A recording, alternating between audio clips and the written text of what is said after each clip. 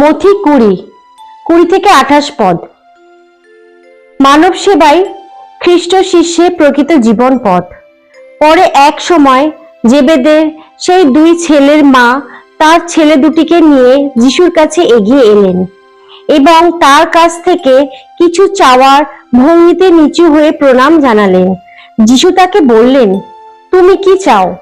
তিনি উত্তর দিলেন, আপনার আদেশ, আপনার রাজ্যে আমার এই দুই ছেলের মধ্যে একজন যেন আপনার ডান পাশে আর একজন যেন আপনার বাঁ পাশে বসতে পারে।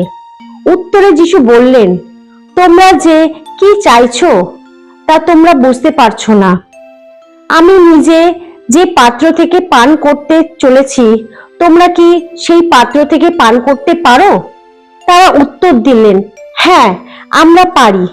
যিশু তাদের বললেন, আমার সেই পাত্র থেকে তোমরা অবশ্যই পান করবে, কিন্তু কাউকে আমার ডান পাশে বা বাঁ পাশে বসতে দেওয়ার অধিকার তো আমার নেই। সেই স্থান দুটিতে যে তাদের প্রাপ্য, যাদের জন্য আমার পিতা তা নির্দিষ্ট করেই রেখেছেন।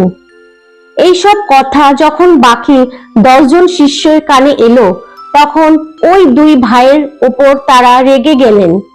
তাই যিশু তাদের কাছে ডেকে বললেন, তোমরা তো জানোই, বিজাতীয়দের শাসকেরা নিজেদের প্রজাতিদের ওপর প্রভুত্ব চালায়, তেমনি তাদের মধ্যে যারা বড় তারাও আবার অন্যদের ওপর কৃতিত্বই ফলায়।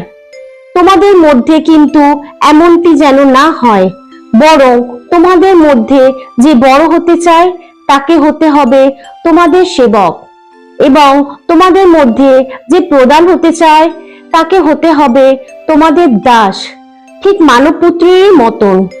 সে তো সেবা পাবার জন্য আসেনি, এসেছে সেবা করতে এবং বহু মানুষের মুক্তিপণ হিসাবে নিজের প্রাণ বিসর্জন দিতে।